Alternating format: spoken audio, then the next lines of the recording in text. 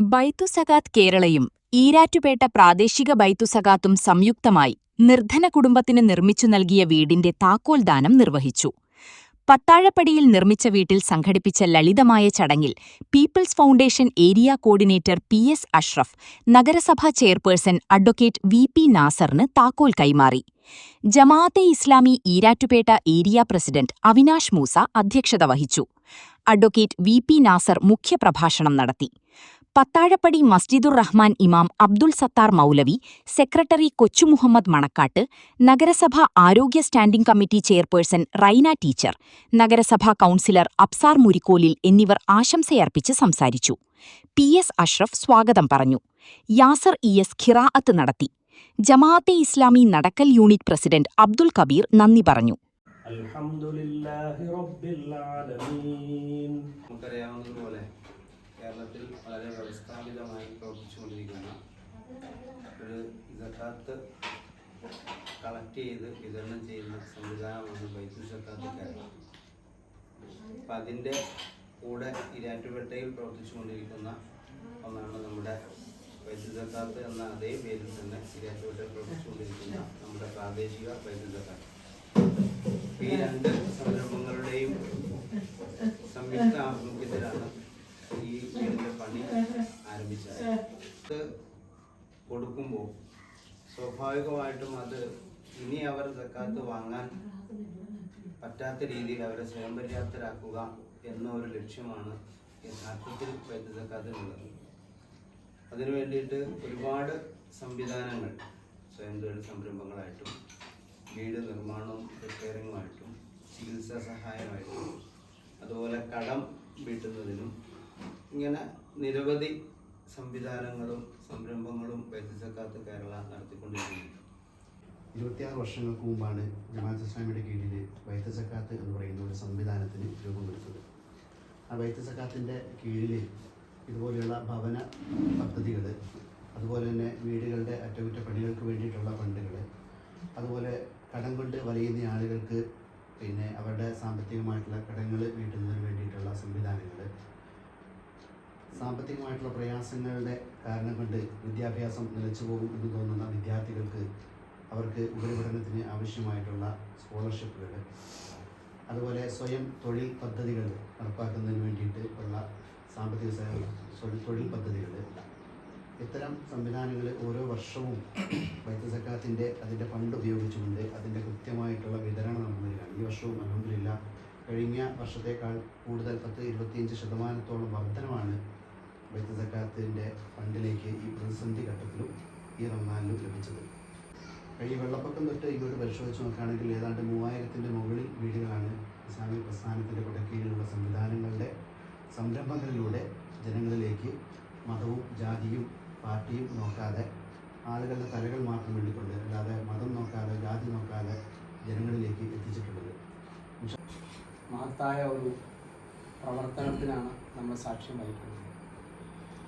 ഇവിടെ രണ്ടുപേരും സംസാരിച്ചപ്പോൾ ജമാഅത്തെ ഇസ്ലാമിയുടെ കഴിഞ്ഞ കുറേ വർഷങ്ങളായിട്ടുള്ള വ്യവസ്ഥാപിതമായ പ്രവർത്തനങ്ങളെക്കുറിച്ച് ചെറിയ സമയത്താണെങ്കിലും കാര്യങ്ങൾ ബ്രീഫായിട്ട് ഇവിടെ അവതരിപ്പിക്കുകയുണ്ടായി. യാതൊരു സംശയമില്ല, ജമാഅത്തെ ഇസ്ലാമിയെ സംബന്ധിച്ചിടത്തോളം നമുക്കറിയാം, ചെയ്യുന്ന ഓരോ പ്രവർത്തനങ്ങളും വളരെ കുറ്റമറ്റ നിലയിൽ, പ്രത്യേകിച്ചും ഏറ്റവും അർഹതപ്പെട്ട ആളുകളിലേക്ക് ഓരോ പ്രവർത്തനങ്ങളും എത്തുക എന്നുള്ള ഒരു നിശ്ചയദാർഢ്യത്തോടു കൂടിയാണ് ഈ പ്രസ്ഥാനം അതിൻ്റെ പ്രവർത്തനങ്ങളുമായി മുന്നോട്ട് പോകുന്നത്. പ്രത്യേകിച്ചും ഈരാറ്റുപേട്ടയെ സംബന്ധിച്ചിടത്തോളം ജമാഅത്തെ ഇസ്ലാമിയുടെ അല്ലെങ്കിൽ അതിൻ്റെ പോഷക ഘടകങ്ങളുടെ പ്രവർത്തനങ്ങൾ കുറേ പതിറ്റാണ്ടുകളായി നമ്മൾ നേരിട്ട് കണ്ട് ബോധ്യപ്പെട്ടു പോകുന്ന ആളുകളാണ്. ആ നിലയിൽ ഇവിടെ ഇന്നിപ്പോൾ സക്കാത്ത് സെല്ലുമായി ബന്ധപ്പെട്ട് ആളുകളിൽ നിന്നും സക്കാത്തിൻ്റെ ഫണ്ട് കളക്ട് ചെയ്ത് ഏറ്റവും അർഹതപ്പെട്ട ഒരാൾക്കൊരു വീട് നൽകുക എന്നുള്ള ഒരു വലിയ മഹത്തായ പ്രവൃത്തിയുടെ പൂർത്തീകരണത്തിൻ്റെ സാക്ഷ്യം വഹിക്കുകയാണ് നമ്മളിപ്പോൾ. ഏറ്റവും അർഹതപ്പെട്ട വ്യക്തിയാണ്. ആൾക്കും ആ സഹോദരിക്കും മകൾക്കും വേണ്ടി ഇത്രയും മനോഹരമായൊരു വീട് പണിത് കൊടുക്കാൻ സാധിച്ചത് എന്ത് പറഞ്ഞാലും അതിനപ്പുറത്തേക്ക് ഒരു വാക്കുകൾ പറയാനില്ലെന്നുള്ളതാണ്. അപ്പോൾ തീർച്ചയായിട്ടും അതിൻ്റെ ആ വ്യക്തിയുടെ അർഹത എന്നുള്ളതിൻ്റെ ഒരു പൂർത്തീകരണമായി വന്നിരിക്കുകയാണ്. നമുക്കറിയാം, വീടില്ലാത്ത ധാരാളം ആളുകളുണ്ട്. പ്രത്യേകിച്ച് ഈരാറ്റുപേട്ടയെ സംബന്ധിച്ചിടത്തോളം ജനങ്ങളേറെ തിങ്ങിപ്പാർക്കുന്ന ഒരു പ്രദേശം എന്ന നിലയിൽ മക്കള് അല്ലെങ്കിൽ അവർ തറവാട്ടിൽ നിന്നും വീട് മാറി താമസിക്കുമ്പോൾ പലരും വാടക വീട്ടിലേക്കാണ് ഇപ്പോൾ മാറുന്നത്. കഴിഞ്ഞ 10-15 വർഷക്കാലമായി നാട്ടിലെ ഒരു ജനപ്രതിനിധി എന്ന നിലയിൽ ആ കാര്യത്തിൽ കൃത്യമായൊരു ബോധ്യമുണ്ട്. ഏതാണ്ടൊരു 5-6 വർഷങ്ങൾക്ക് മുമ്പാണ് പ്രാദേശിക സംവിധാനത്തിൽ നമ്മൾ ഭവന പദ്ധതി കൊടുക്കാൻ നമുക്ക് സാധിച്ചത്. പക്ഷെ കഴിഞ്ഞ കുറേ നാളുകളായി സംസ്ഥാനത്താകെ എന്ന് വേണമെങ്കിൽ പറയാം ഭവന പദ്ധതി പ്രത്യേകമായ ഒരു പാക്കേജ് മുന്നോട്ട് പോയി. അതിന് സമാനതകളില്ലാത്ത ഒരു പുണ്യപ്രവൃത്തിയുടെ പൂർത്തീകരണത്തിൻ്റെ സന്തോഷത്തിലാണ് നമ്മൾ ഇവിടെ തികച്ചും അർഹതയുള്ള കുടുംബത്തിനാണ് ഈ ഭവനം കൈമാറിയത് എന്നുള്ളത് വലിയ സന്തോഷമാണ്. നമുക്കറിയാം, ഒരു വീട് ഇല്ലാത്ത ആളുടെ ബുദ്ധിമുട്ട് പ്രത്യേക ആരോടും പറഞ്ഞ് ബോധ്യപ്പെടുത്തേണ്ടതില്ല. അതിൻ്റെ ഒരു ഗൗരവം ഉള്ളതുകൊണ്ടാണ് നമ്മളൊക്കെ മറ്റു തരത്തിലെല്ലാം മാറ്റിവെച്ച് ഈ ഒരു പൂർത്തീകരണത്തിന് വേണ്ടി നമ്മളൊക്കെ ഇങ്ങനെ മെനക്കെട്ട് നടക്കുന്നത്. പ്രസ്ഥാനങ്ങളും പല പാർട്ടിക്കാരും ഒക്കെ ഇങ്ങനെ ഇറങ്ങി തിരിക്കാറുണ്ട്. ഏതായാലും ഇവിടെ ചേർന്നാൻ പോകുന്നു. നഗരസഭ കുറേ വീടുകളൊക്കെ നമ്മൾ കഴിഞ്ഞ വർഷങ്ങൾ കൊടുത്തിട്ടുണ്ട്. പക്ഷേ ഇപ്പോൾ കഴിഞ്ഞ 3 വർഷമായി കുറേ ഡിലേ വന്നിട്ടുണ്ട്. ദേശത്തിൻ്റെ കീഴിൽ പ്രാദേശിക ഭവന സക്കാത്ത് വൈദ്യു സക്കാത്ത് ഉപയോഗിച്ചുകൊണ്ട് നിർമ്മിച്ച ഈ ഭവനത്തിന് അള്ളാഹുവിൻ്റെ എല്ലാ അനുഗ്രഹങ്ങളും ഉണ്ടാകട്ടെ എന്ന് ആദ്യമായി പ്രാർത്ഥിക്കുന്നു.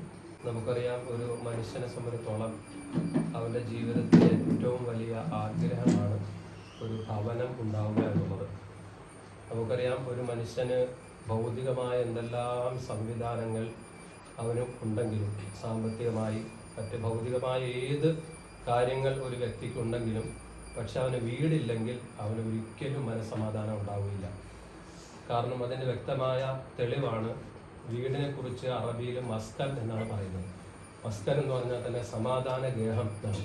അപ്പോൾ വീടില്ലാത്ത ഒരാൾ, വാടകയ്ക്ക് താമസിക്കുന്ന ഒരു മനുഷ്യനോട് വേറെ എന്തും കൊടുക്കാം, പക്ഷെ വീട് തരില്ല അല്ലെങ്കിൽ വീടില്ല എന്ന് പറഞ്ഞാൽ ആ മനുഷ്യന് ഒരിക്കലും സമാധാനം കിട്ടില്ല.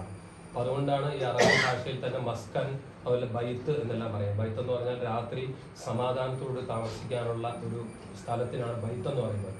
മസ്കൻ എന്ന് പറഞ്ഞാൽ ഈ പറഞ്ഞ പോലെ സമാധാനം ഉണ്ടാകുന്ന ഒരു ഭാഗം അല്ലെങ്കിൽ ഒരു സ്ഥലം എന്നാണ് മസ്കൻ്റെ അർത്ഥം. ഈ വാക്കുകളിലൂടെ തന്നെ വീടിൻ്റെ പ്രാധാന്യം, അതിൻ്റെ മഹത്വം, അതില്ലെങ്കിൽ ഉണ്ടാകുന്ന മാനസികമായ പ്രയാസങ്ങളെല്ലാം വളരെ കൃത്യമായി നമുക്ക് തിരിച്ചറിയാൻ കഴിയും. അതുകൊണ്ട് വേറെ എന്തെല്ലാം കാര്യങ്ങൾ ഒരാൾ മറ്റുള്ളവർക്ക് സഹായം ചെയ്താലും ഈ വീട് കൊടുക്കുന്ന അത്രയും വലിയൊരു സഹായം ഒരിക്കലും മറ്റ് സഹായത്തിനെ പോലെ ആവുകയില്ല എന്ന് വളരെ വ്യക്തമായി തന്നെ നമുക്ക് പറയാൻ കഴിയും. അതുകൊണ്ട് അർഹമായവരെ തെരഞ്ഞെടുത്തുകൊണ്ട് സഹായിക്കാൻ കഴിയുമെന്നുള്ളത് വലിയ സൗഭാഗ്യമാണ്. അല്ലാഹു സുബ്ഹാനഹു വ തആല ലോകാവസാനം വരെ നിലനിർത്താനുള്ള ഭാഗ്യം ഇതുമായി ബന്ധപ്പെട്ട എല്ലാവർക്കും നൽകട്ടെ എന്നുള്ള